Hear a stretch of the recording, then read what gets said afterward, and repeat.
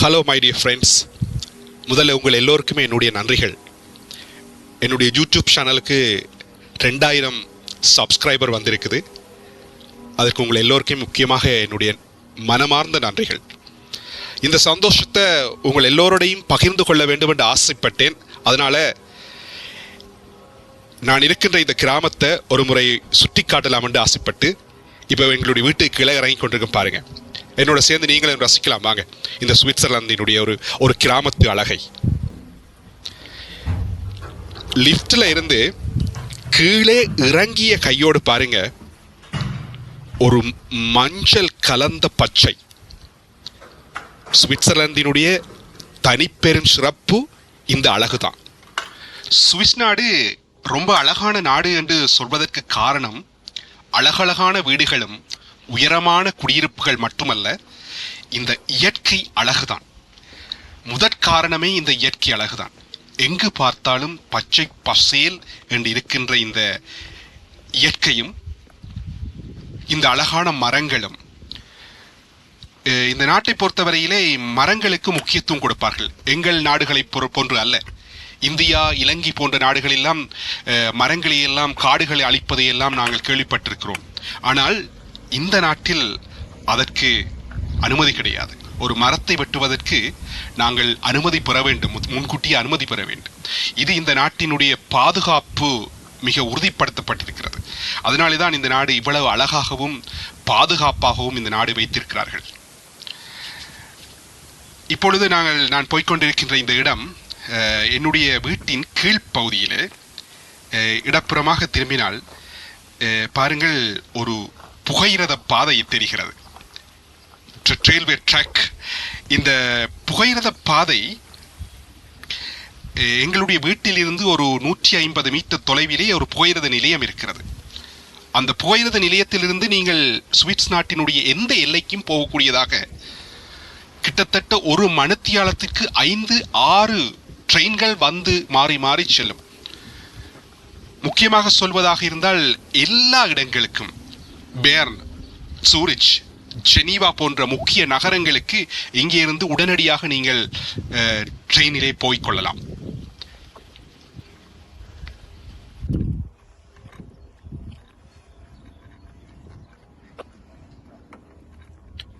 இந்த நாட்டை பொறுத்தவரை 99% கார்களையே பயன்படுத்துவார்கள். குளிர்காலம் வந்துவிட்டால் சைக்கிள் அல்லது மோட்டார் சைக்கிள் போன்றவற்றில் யாரும் எங்கேயும் செல்ல முடியாது.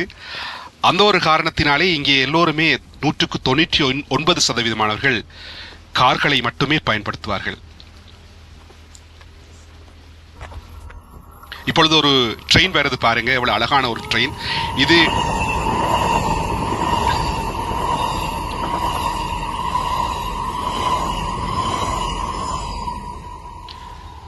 இந்த ட்ரெயின் சூரிச் போய்கொண்டிருக்கிறது. ஒரு 40 நிமிடங்களில் சூரிச்சை எட்டிவிடும். இந்த ரயில்வே ட்ராக்குக்கு அந்த புறமாக பாருங்கள், எங்கு பார்த்தாலுமே பச்சையாகத்தான் இருக்கும். நாங்கள் நடந்து செல்கின்ற இந்த பாதை, இந்த சாலையை தவிர 2 புறங்களிலுமே பச்சையாகவே தெரிகிறது. பாருங்கள், மரங்களை பாருங்கள், அழகான மரங்கள், உயரமான மரங்கள்.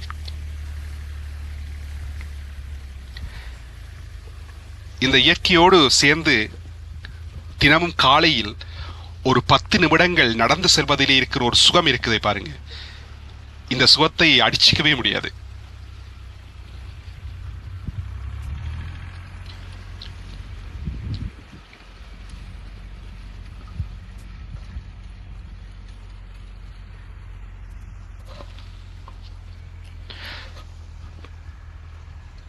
இப்பொழுது நீங்கள் பார்த்து கொண்டிருக்கிற இடம் கிட்டத்தட்ட ஒரு கிலோமீட்டர் தூரத்தில் இருக்கிறது.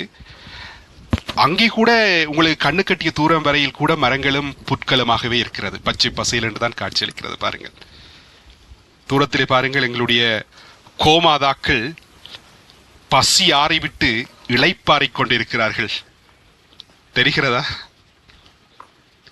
ஒரு 3 பேர் அமர்ந்திருக்கிறார்கள். பாருங்கள், உங்களை ஜூம் பண்ணி காட்டுறேன் பாருங்க. ஆமா, இங்க இருக்கின்ற இந்த மாடுகளினுடைய கழுத்துகளில் எல்லாம் மணிகளை கட்டிவிட்டிருப்பார்கள்.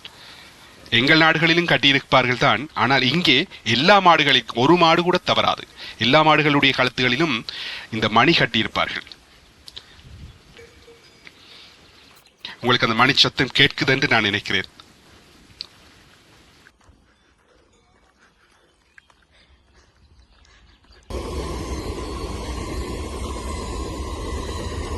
இங்க பாருங்க, மறுபடியும் ஒரு ட்ரெயின் வருது.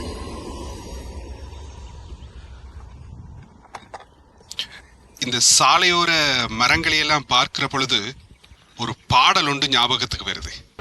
யார் இந்த சாலையோர பூக்கள் வைத்தது, காற்றில் எங்கெங்கும் வாசம் வீசுது, யார் இந்த வார்த்தை மீது மௌனம் வைத்தது, இன்று பேசாமல். இந்த பாடல் தலைவா திரைப்படத்துல இருக்கு, போய் கேட்டு பாருங்க. நல்ல ஒரு அழகான பாடல். ஜி.வி. பிரகாஷ், இளைய தளபதி விஜயினுடைய ஒரு திரைப்படம். போய் நல்ல பாடல் ஒன்று கேட்டு பாருங்க.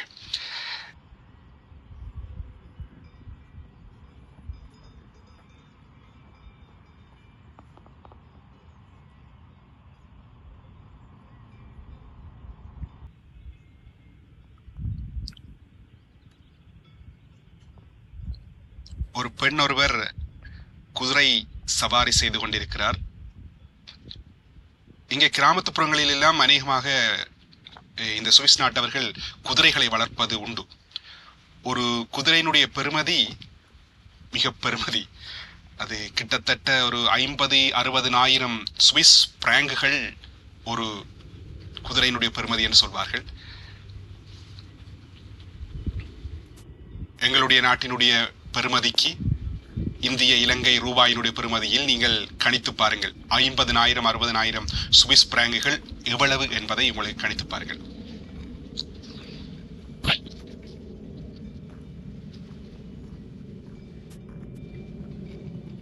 இப்பொழுது என்னுடைய வீட்டில் இருந்து 1 கிலோமீட்டர் அல்லது 1.5 கிலோமீட்டர் தாண்டி வந்திருக்கிறேன் என்று நினைக்கிறேன்.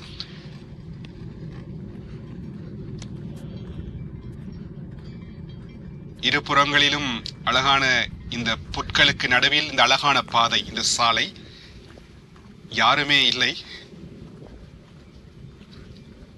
இது ஒரு கிராமம் தான். இந்த கிராமத்தினுடைய அழகு ஒரு சிறப்பாகத்தான் இருக்கிறது. தூரத்தில் தெரிவதெல்லாம் சிறு சிறு மலைகள், இது மலை பிரதேசங்கள். தூரத்தில் தெரிவதெல்லாம் கண்ணு கட்டிய தூரம் வரையில் பச்சையாகவே தெரிகிறது. பாருங்கள், இந்த செழிப்பு, அழகு, இயற்கை, இதுதான் இந்த சுவிட்சர்லாந்து. இந்த நாட்டில் சாக்லேட்டுக்கு மட்டுமல்ல, மணிக்கூட்டுக்கு மட்டுமல்ல, இந்த இயற்கைக்கும் பெருமதிதான்.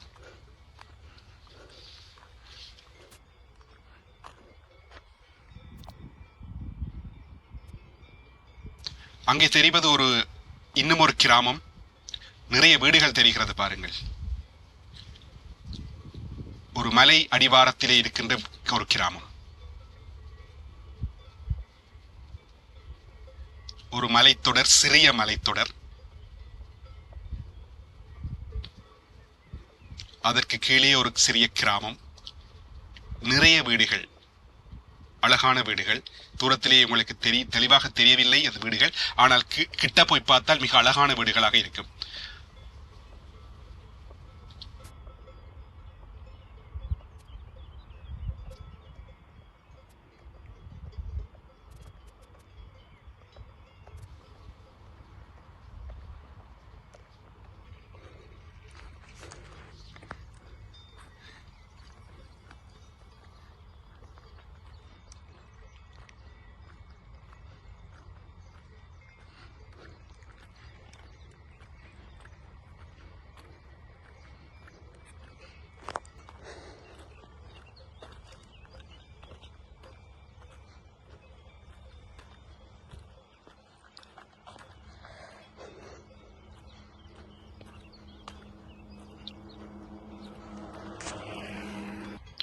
இந்த நாட்டினுடைய எல்லா வீடுகளிலும், கூடுதலாக சுவிஸ் நாட்டவர்களுடைய வீடுகளிலே அந்த நாட்டினுடைய கொடிகளை பறக்க விட்டிருப்பார்கள்.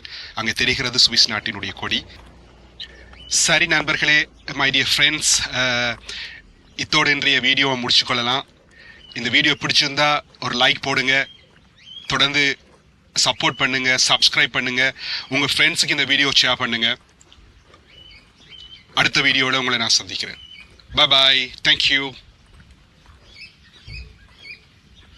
And don't forget to like and subscribe.